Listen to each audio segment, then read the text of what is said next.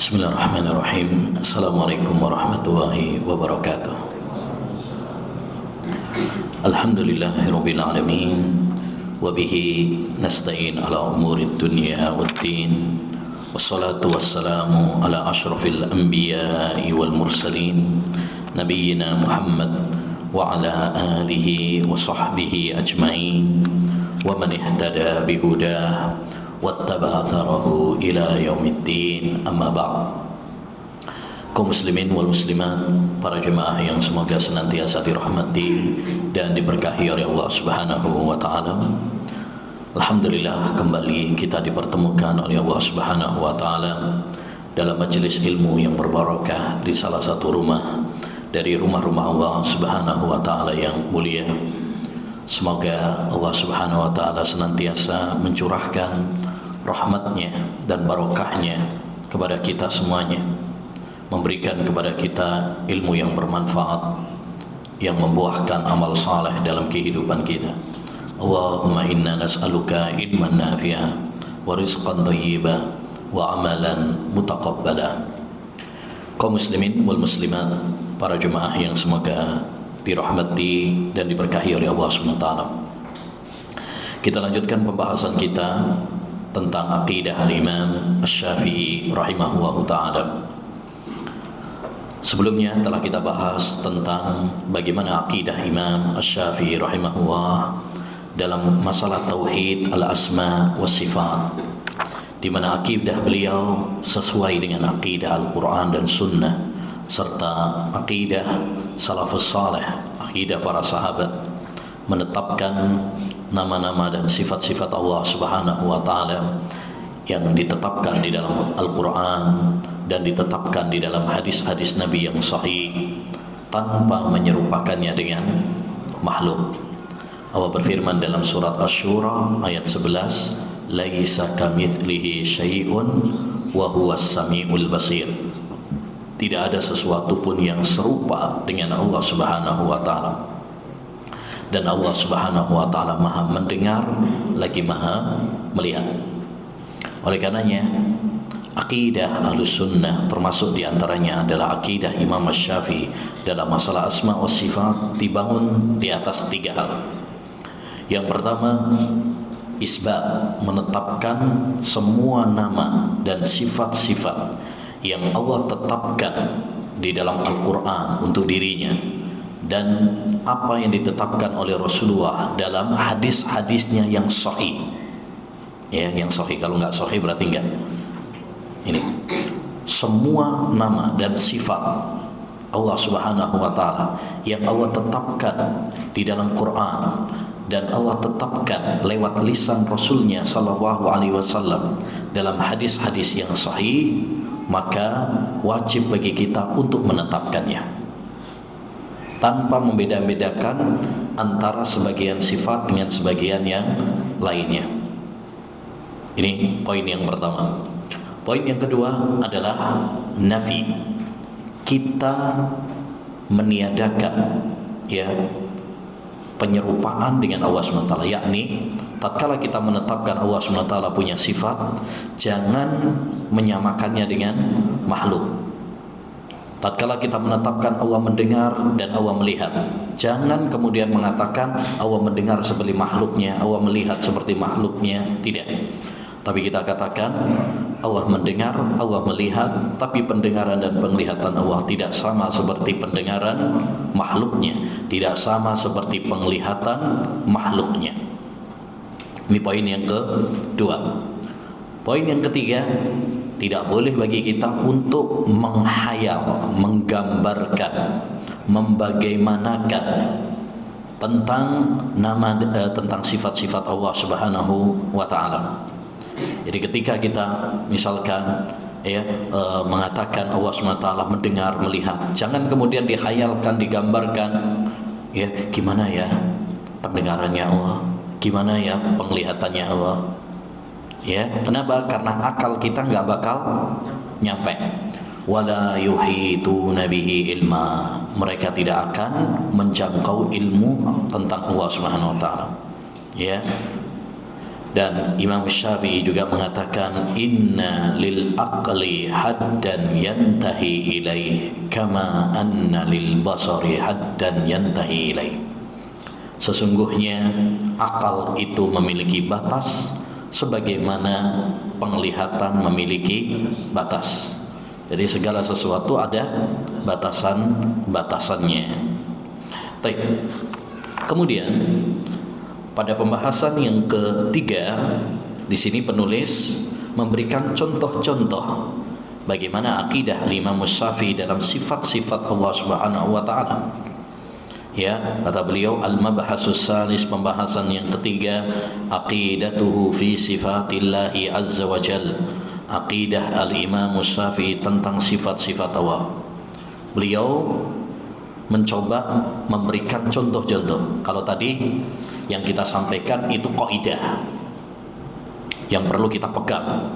Nah, ini pada pembahasan yang ketiga ini ya lebih ke praktek dari kaidah tersebut. Ada beberapa contoh tentang sifat-sifat Allah Subhanahu wa taala yang ditetapkan oleh Imam Asy-Syafi'i rahimahullah taala. Dan ini penting karena contoh-contoh ini ya ternyata banyak diingkari oleh orang-orang yang mengaku bermadhab Asy-Syafi'i. Ya, yang mengaku bermadhab Asy-Syafi'i. Makanya benar kata Abdul Mudzaffar As-Sam'ani rahimahullah dalam kitabnya Al-Intisar li Ashabil Hadis. Beliau mengatakan tidak pantas orang yang mengaku mengikuti Imam Syafi'i dalam masalah fikih tapi tidak mengikuti Imam Syafi'i dalam masalah akidah. Ya. Baik. Contoh kata beliau as-sifatul ula al-ulu. Sifat yang pertama adalah al-ulu. Ketinggian, tinggi, sifat tinggi bagi Allah SWT. Dan yang dimaksud di sini adalah sifat tinggi zatnya. Karena sifat tinggi itu ada dua, sifat tinggi sifat, ya, yakni Allah maha tinggi sifat-sifatnya, ya, dan ini disepakati oleh seluruh kaum muslimin, baik yang ahlus sunnah maupun yang ahlul bidah. Yang kedua adalah tinggi zatnya, yakni Allah Subhanahu wa taala di atas langit, di atas arasy-Nya. Ini disepakati oleh ahlus sunnah wal jamaah, tapi diingkari oleh orang-orang ahlul bidah. Ya, dan ini yang menjadi ajang pertempuran antara ahlus sunnah dengan ahlul bidah. Ya, menjadi garis pemisah di antara keduanya. Ahlus sunnah mengatakan Allah Subhanahu wa taala di atas arsy-Nya, di atas langitnya. Sedangkan ahlul bid'ah ya mereka mengingkari ketinggian Allah Subhanahu wa taala di atas arsy, di atas langit. Ada yang mengatakan Allah di mana-mana, ada yang mengatakan Allah tidak di atas, tidak di bawah, tidak di kanan, tidak di kiri, tidak di dalam, tidak di luar. Ya.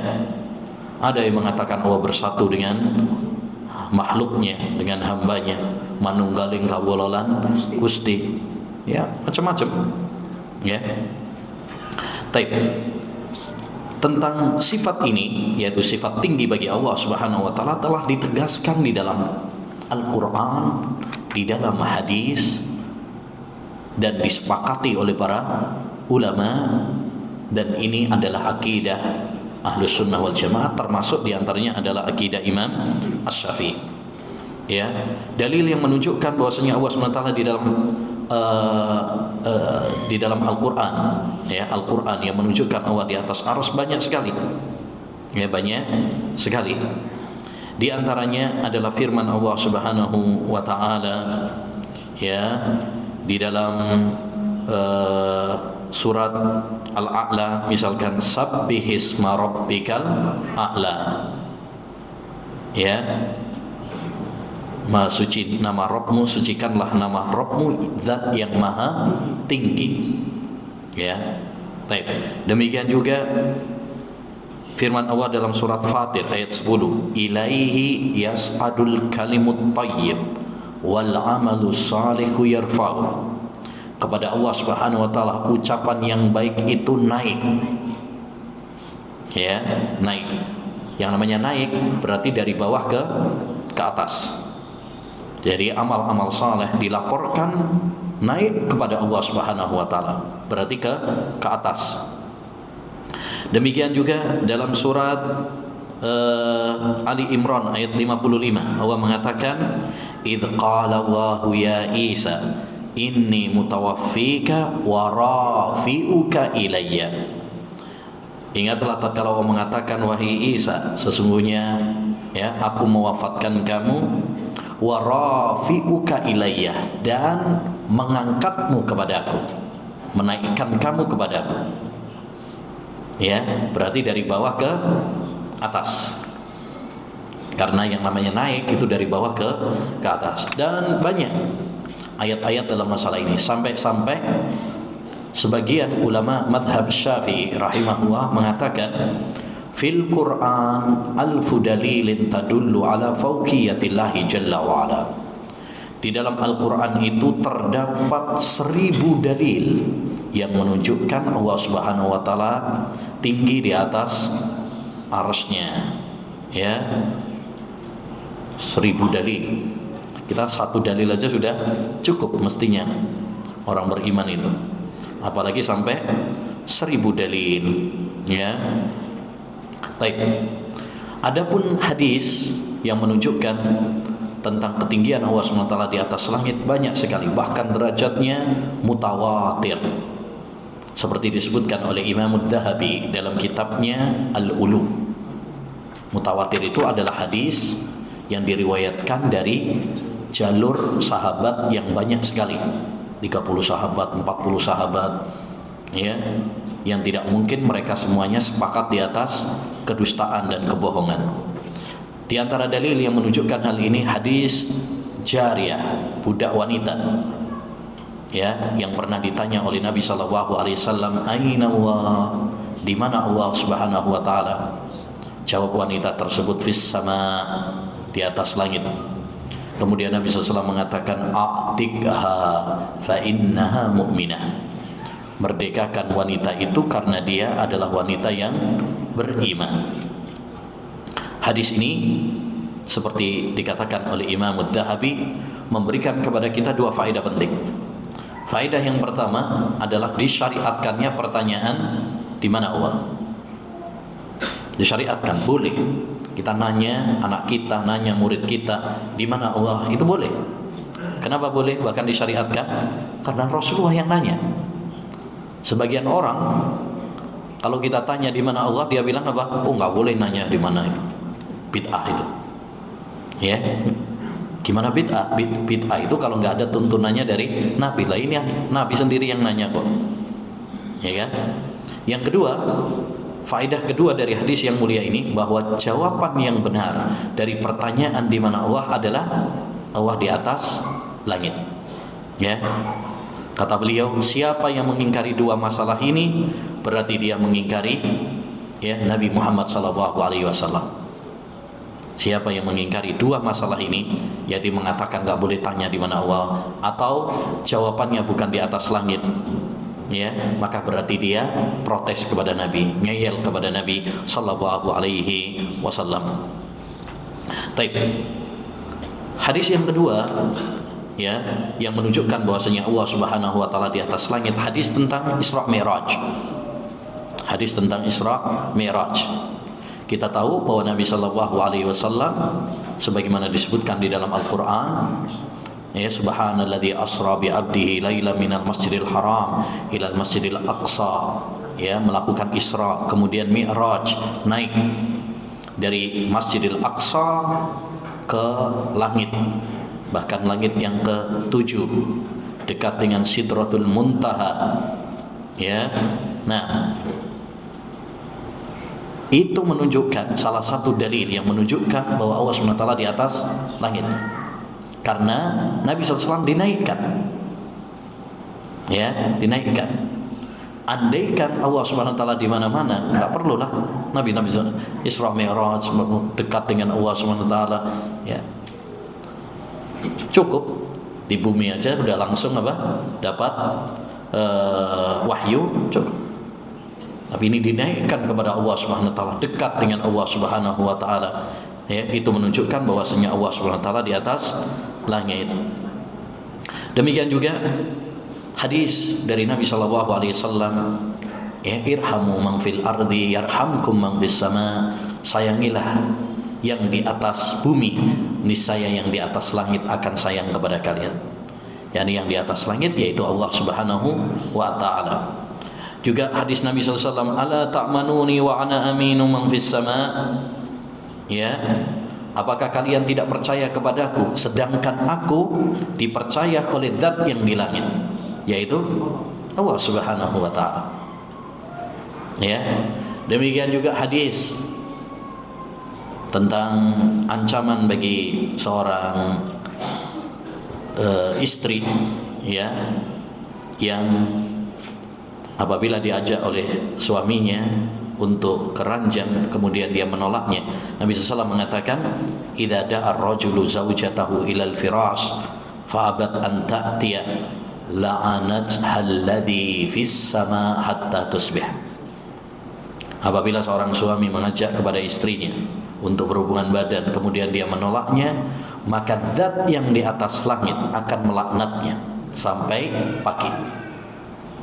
Menarik, pernah diceritakan ada seorang, ya, laki-laki ketika mau melamar dites sama calon istrinya. Aina Allah, dites, ya, di mana Allah Subhanahu wa taala. Ya, ternyata sang ikhwan tersebut cerdas. Dia pilih hadis tadi.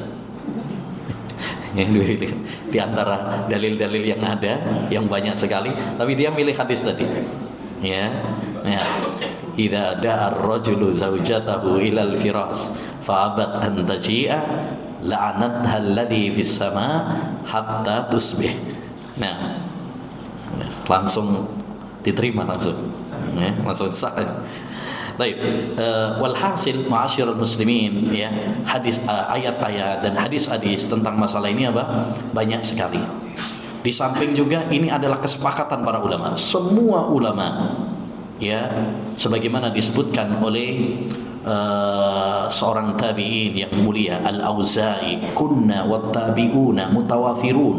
Kami dan seluruh para tabi'in sepakat mengatakan annallaha fis sama, bahwasanya Allah Subhanahu wa taala itu di atas langit. Ini kesepakatan para ulama. Dan para ulama kalau sudah bersepakat pasti benar. Tidak mungkin bersepakat di atas kesesatan. Karena Nabi SAW bersabda, la tajtami ummati ala dhalalah. Umatku tidak akan bersepakat di atas kesesatan. Ya. Dan ini juga sesuai dengan fitrah dan akal. Ya. Fitrah dan akal manusia. Makanya pernah diceritakan bahwa Abu Ja'far Al-Hamadani, ya, pernah di majelisnya Al-Juwaini. Al-Juwaini salah seorang tokoh ahlul kalam filsafat. Dia mengatakan Allah SWT di mana-mana. Maka Abu Ja'far Al-Hamadani di majelis pengajiannya Al-Juwaini mengatakan, ya Ustaz, ya, engkau mengatakan Allah di mana-mana, ya, tapi bagaimana dengan apa yang sudah mengakar di dalam hati ini? Yani fitrah yang telah Allah fitrahkan di dalam hati ini. Setiap kali, ya, aku mengangkat tangan, hatiku mengalir ke atas, berjalan ke atas. Yani Allah sudah fitrahkan di dalam. Bagaimana cara menangkisnya? Ya, kata Al-Juwaini, akhirnya dia ambil sandalnya, dia tutup majelisnya seraya mengatakan, hayyaronil hamdani, hayyaronil hamdan. Si Hamdan ini bikin kepala saya pusing, ya. Karena ini sudah fitrah manusia. Bahkan orang yang mungkin awam sekalipun, ya, mengatakan Allah itu di atas langit. Anak kecil yang belum belajar pun tahu Allah SWT di atas langit.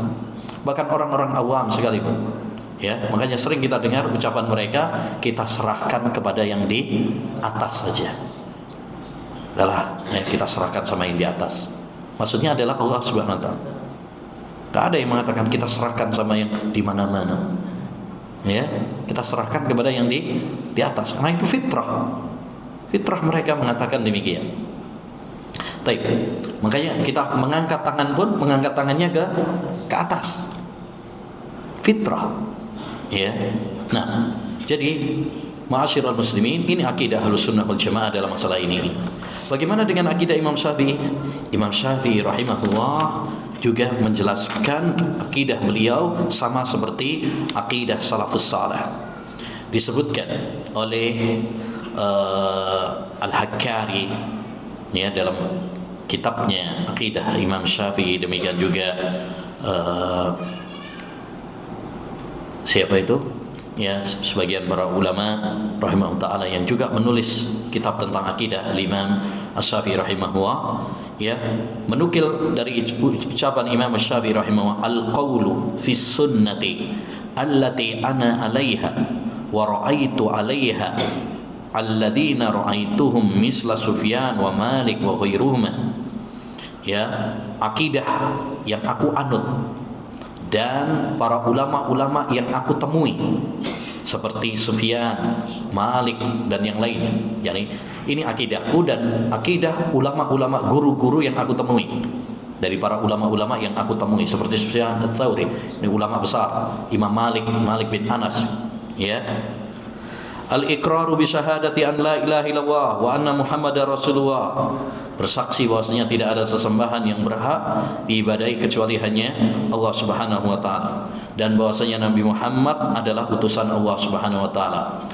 Wa anna Allaha ala arsihi fi samai, bahwasanya Allah Subhanahu wa taala itu ya di atas arasnya, yaqrubu min khalqih, dekat dengan makhluknya, kaifasa wa yanzilu ila sama'id dunya kaifasa, dan Allah Subhanahu wa taala turun ke langit dunia.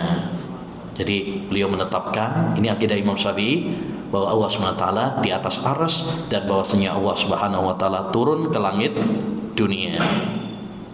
Juga perkataan Imam Syafi'i rahimahullahu taala, ya, khilafatu Abi Bakar As-Siddiq haqqun, kekhalifahan Abu Bakar As-Siddiq itu benar. Qadahu Allahu ta'ala fi samai wa jama'a alaihi quluba ibadih. Kekhalifahan Abu Bakar itu hak benar adanya.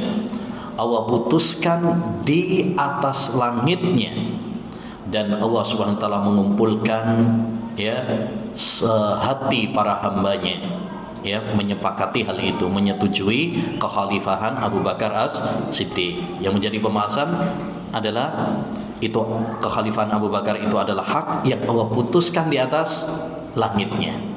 Berarti akidah Imam Syafi'i Allah itu di atas langit. Demikian juga tadi yang sudah kita sampaikan hadis jariyah, hadis tentang di mana Allah SWT itu sering dibawakan oleh Imam Syafi'i dalam kitabnya. Ya, dibawakan oleh Imam Syafi'i dalam kitab beliau dibawakan oleh Imam Syafi'i dalam kitabnya Ar-Risalah. Ya, itu menunjukkan bahwa Imam Syafi'i berdalil dengan hadis tersebut, menyetujui hadis tersebut. Karena hadis ini memang disepakati oleh para ulama tentang kesahihannya. Diriwayatkan oleh Imam Muslim dalam sahihnya, diriwayatkan oleh Imam Bukhari dalam Juz'ul Qiraah, dibawakan oleh Imam Ahmad dalam Musnadnya, ya, dibawakan oleh Imam Malik dalam Muwatta, dan hampir semua para ulama ahlul hadis meriwayatkannya dan tidak ada yang mempermasalahkannya. Datang orang-orang belakangan mempermasalahkan hadis tersebut karena enggak sesuai dengan hawa nafsu mereka, sehingga mereka mengatakan hadis jariyah itu enggak sahih. Ya, ini ada orang-orang belakangan ya mempermasalahkan hadis tersebut, menganggap hadisnya tidak sahih, ya. Nah, lebih parah lagi, ada sebagian yang menuduh bahwasanya Imam Syafi'i mengatakan Allah di mana-mana. Ini dusta kepada Imam Asy-Syafi'i. Imam Syafi'i, akidah beliau sesuai dengan akidah Al-Quran dan hadis, sesuai dengan akidah salafus salih yang menetapkan Allah di atas langit. Ya, siapa yang mengatakan Allah bahwa Imam Syafi'i ya mengatakan seperti ucapan ahlul kalam, Allah di atas langit, di mana-mana, maka ini adalah kedustaan. Ya, tidak pernah Imam Syafi'i mengatakan demikian. Bahkan tadi ya beliau mengatakan dengan tegas bahwa akidah beliau adalah menetapkan Allah di atas langit. Beliau juga banyak membawakan hadis jariyah dalam kitab-kitabnya. Demikian juga ini disebutkan oleh murid-murid beliau, seperti Al-Humaidi dalam kitabnya Usulus Sunnah, disebutkan juga oleh Al-Muzani dalam Syarhus Sunnah.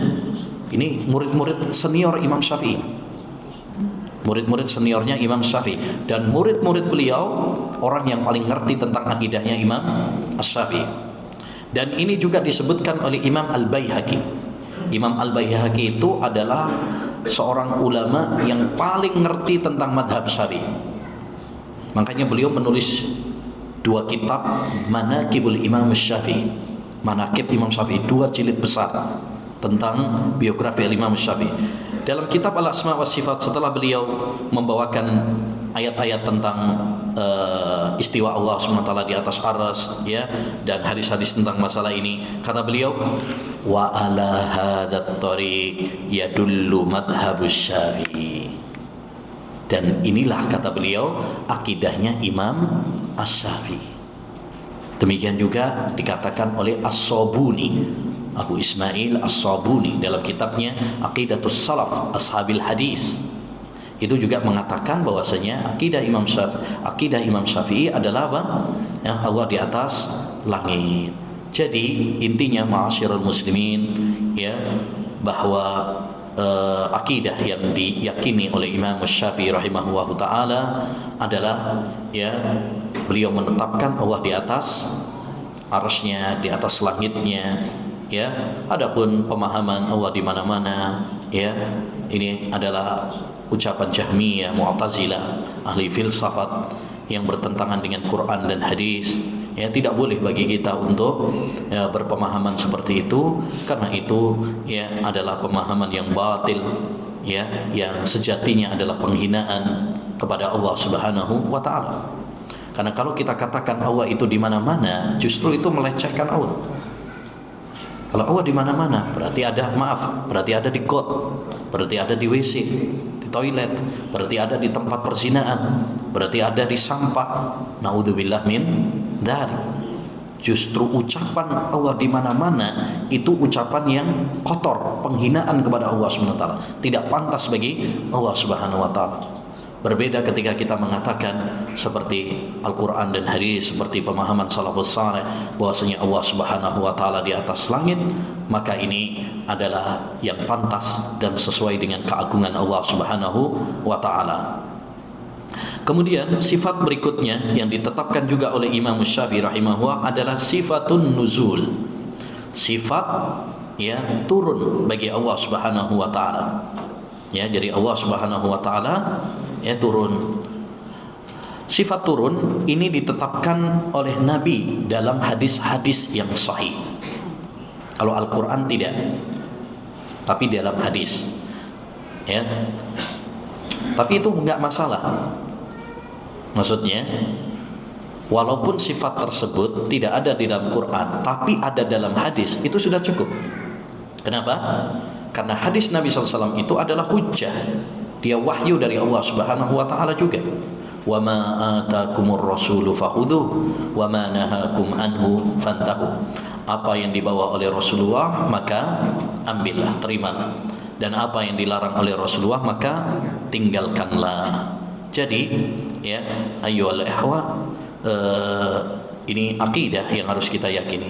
Selama sifat-sifat Allah itu ditetapkan dalam Quran, kita tetapkan.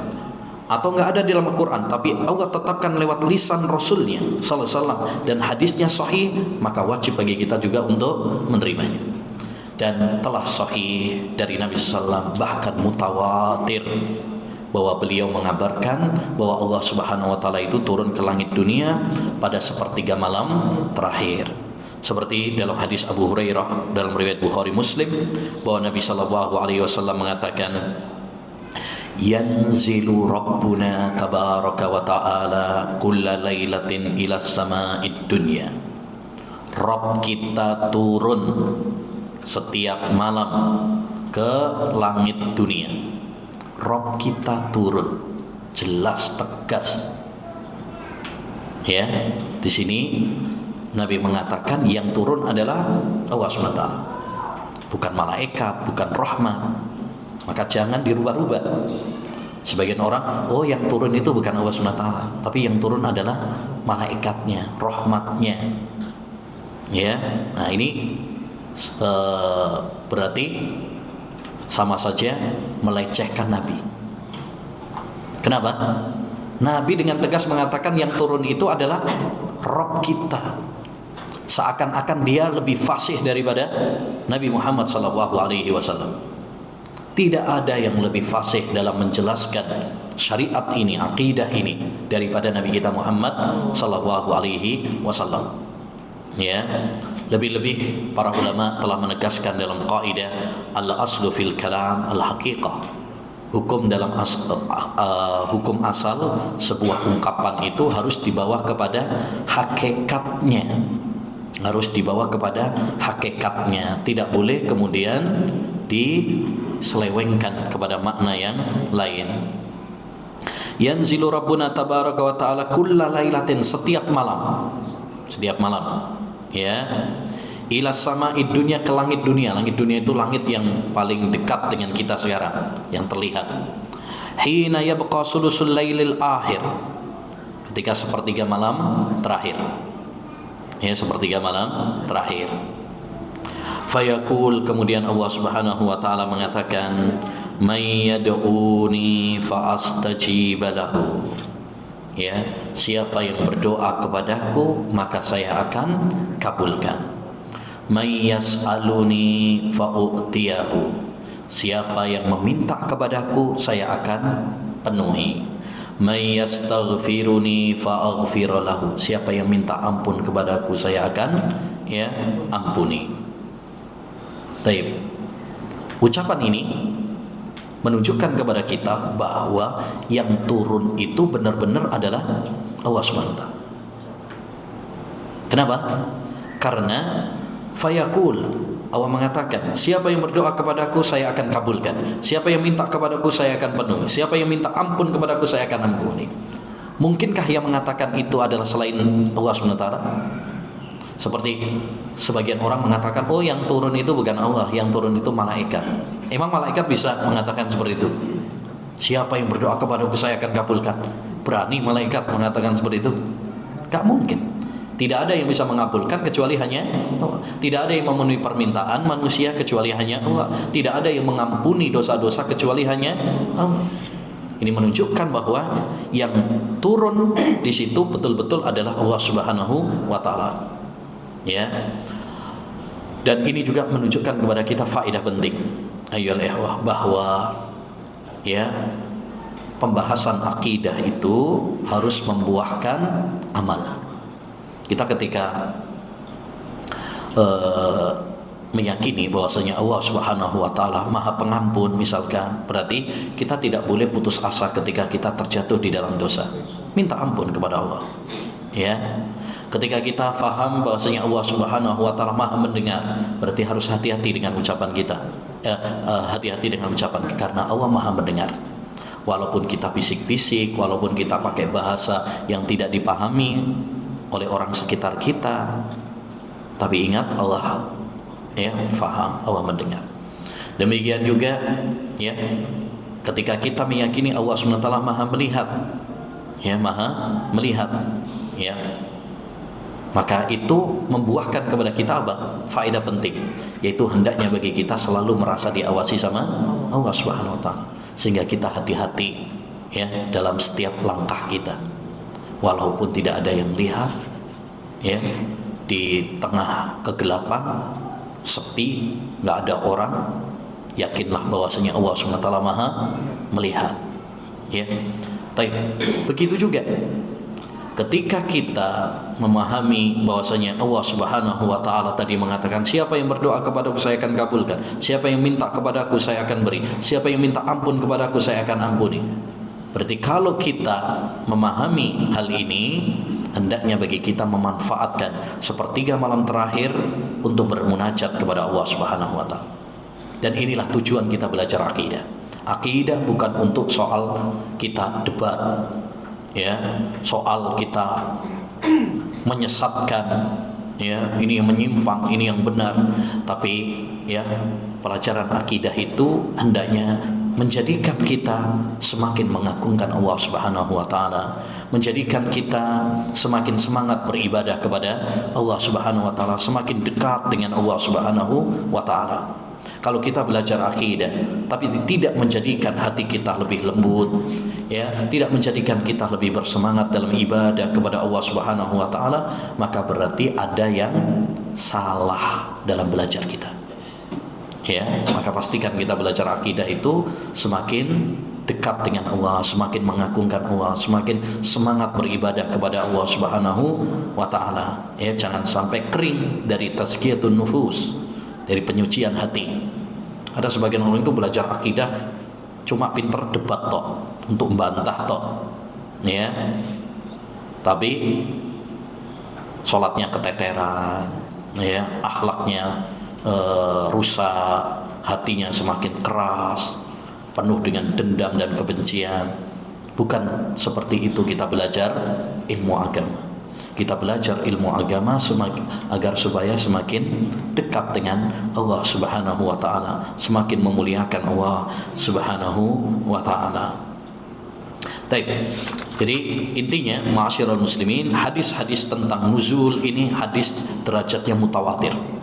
Bahkan sebagian para ulama, di antaranya adalah Ad-Daruqutni, punya buku Kitabun Nuzul.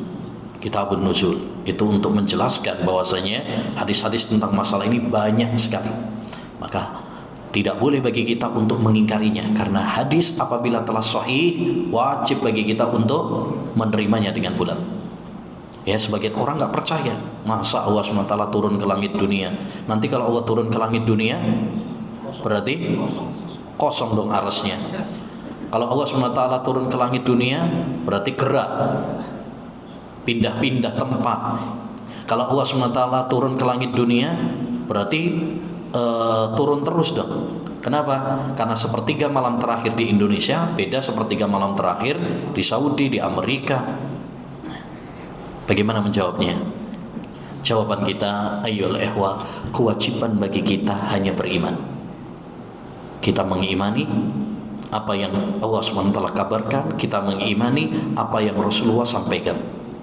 Adapun bagaimananya serahkan kepada Allah SWT. Minallahir risalah wa 'ala rasulil balagh wa 'alaina taslim. Ya, dari Allah risalah itu, wahyu itu dari Allah. Kewajiban Nabi menyampaikan. Kewajiban kita adalah ya tunduk, pasrah, sami'na wa ata'na. Jangan sampai kemudian kita mengakal-akali dalil, ya, nggak percaya. Oh, ini kalau kita tetap, nah itu pakai akal itu namanya. Nanti kosong, oh nanti pindah-pindah, oh nanti, itu pakai akal-akalan. Jangan menolak dalil hanya berdasarkan dengan akal, ya, karena akal manusia terbatas. Wa ma utitum minal ilmi illa qalila. Tidaklah kamu diberi ilmu kecuali sedikit. Ilmu kita ini sedikit. Sangat kerdil jika kita menjadikan akal kita untuk menolak dalil dari Al-Quran dan Sunnah Nabi Sallallahu Alaihi Wasallam. Baik, kemudian berikutnya di antara contoh sifat-sifat yang lain yang ditetapkan oleh Imam Asy-Syafi'i juga. Jadi Imam Syafi'i menetapkan juga sifat turun, ya, seperti tadi dalam ucapan beliau, kita meyakini Allah di atas arsy dan bahwasanya Allah SWT turun ke langit dunia. Kemudian sifat berikutnya yang ditetapkan oleh Imam Syafi'i juga adalah kalam. Allah itu berbicara. Allah Subhanahu wa taala berbicara. Hal ini ditegaskan di dalam Al-Quran surat An-Nisa ayat 164. Wa kallamallahu Musa taklima. Allah Subhanahu wa taala berbicara kepada Nabi Musa dengan sebenar-benarnya. Jadi benar-benar berbicara. Ya.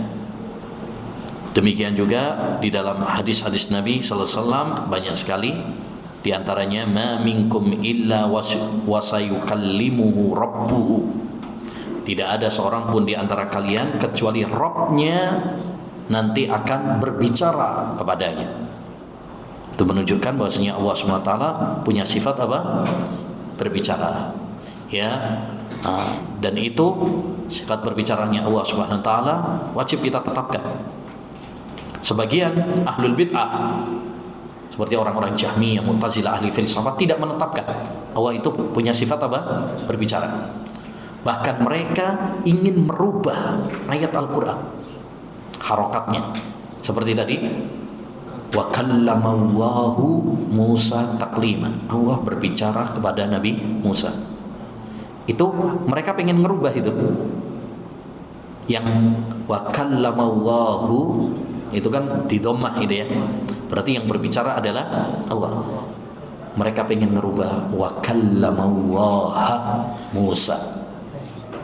Musa berbicara kepada Allah. Dirubah seperti itu. Dirubah jadi objek. Yang tadinya subjek diganti dengan objek. Yang tadinya fa'il diganti maf'ul bih. Supaya apa? Yang berbicara itu Nabi Musa, bukan Allah SWT. Sampai segitunya. Mereka ingin merubah harokat-harokat di dalam Al-Quran. Kenapa?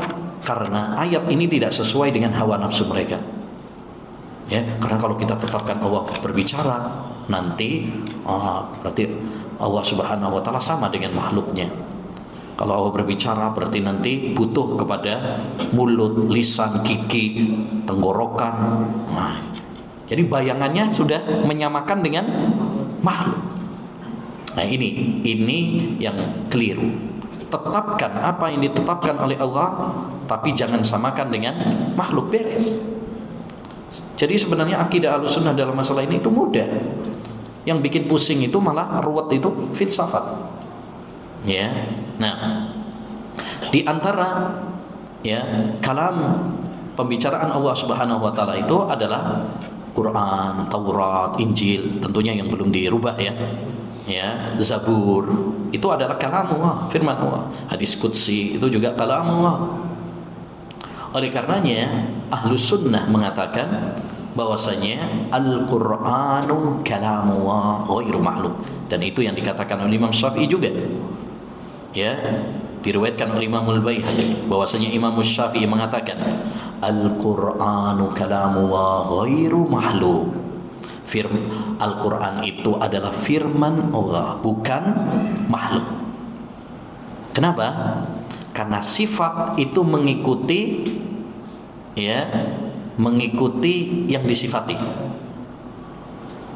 Kalam itu sifat bagi Allah. Yang namanya sifat ngikut kepada yang disifati. Ketika itu yang disifati adalah Allah Subhanahu wa taala, Allah makhluk atau tidak? Tidak. Berarti sifatnya juga bukan makhluk. Ya. Sifatnya bukan makhluk karena Allah tidak makhluk. Sifat itu ngikut kepada yang disifati. Kalau kita makhluk, berarti sifat kita juga makhluk. Kalau Allah bukan makhluk, berarti sifatnya juga bukan makhluk. Nah ini. Ya. Maka para ulama Ahlussunnah sepakat Quran itu adalah kalam Allah, bukan makhluk. Ini penting karena orang-orang Mu'tazilah, orang-orang Jahmiyah, orang-orang ahli filsafat, mereka berpendapat bahwasanya Al-Quran itu adalah makhluk. Kalau Al-Quran makhluk berarti Allah makhluk. Kalau Al-Quran makhluk ya berarti Allah itu enggak berbicara. Dan itu mendustakan Al-Quran dan hadis. Karena Al-Quran dan hadis telah menetapkan Allah punya sifat apa? Berbicara. Ya, konsekuensi yang ketiga, kalau Allah SWT tidak berbicara berarti bisu, dan bisu itu cacat, tidak pantas bagi Allah. Ya, dan bisu yang cacat tidak pantas sebagai Tuhan. Kalau Allah Subhanahu wa taala itu cacat, bisu, tidak pantas sebagai Tuhan karena dia sendiri cacat. Makanya Rasulullah mengabarkan bahwasanya Dajjal itu buta. Artinya dia bukan Tuhan, walaupun ngaku Tuhan, dia nggak pantas jadi Tuhan karena dia sendiri cacat. Karena yang cacat tidak pantas sebagai Tuhan. Ya. Nah, kemudian yang paling berbahaya, ma'asyiral muslimin, kalau kita katakan Al-Qur'an itu makhluk akhirnya tidak ada pengagungan kepada Al-Quran. Makanya orang-orang liberal dan sebagainya, wah, mereka nggak ada pengagungan kepada Al-Quran, bahkan tidak menjadikan Al-Quran sebagai hujjah, karena hanya ucapan makhluk. Akhirnya ini bukan ucapan Allah SWT. Akhirnya tidak ada pengagungan. Bahkan ada di antara mereka yang berani nginjak-nginjak Al-Quran, ada yang berani mengatakan Al-Quran ini perlu direvisi, dikoreksi, karena nggak ada pengagungan kepada Al-Quran. Berbeda dengan Ahlus Sunnah, tatkala mereka mengatakan Al-Quran itu adalah firman Allah, mereka betul-betul ya, mengagungkan ya Al-Quran yang mulia ini dan berhujjah dengannya. Demikian 3 contoh dari sifat-sifat Allah SWT yang itu diyakini oleh Imam Syafi'i. Yang pertama adalah sifat al-ulu, sifat tinggi bagi Allah, dan diantaranya adalah istiwa. Kemudian yang kedua adalah sifat nuzul yang ditetapkan oleh Rasulullah dalam banyak hadisnya, dan yang ketiga adalah sifatul kalam. Ya, insyaallah taala nanti kita lanjutkan pada pertemuan berikutnya. Wassallallahu wasallama ala nabiyyina Muhammad wa ala alihi wa sahbihi ajma'in. Subhanakallahumma wabihamdika asyhadu an la ilaha illa anta astaghfiruka wa atubu ilaik. Assalamualaikum warahmatullahi wabarakatuh.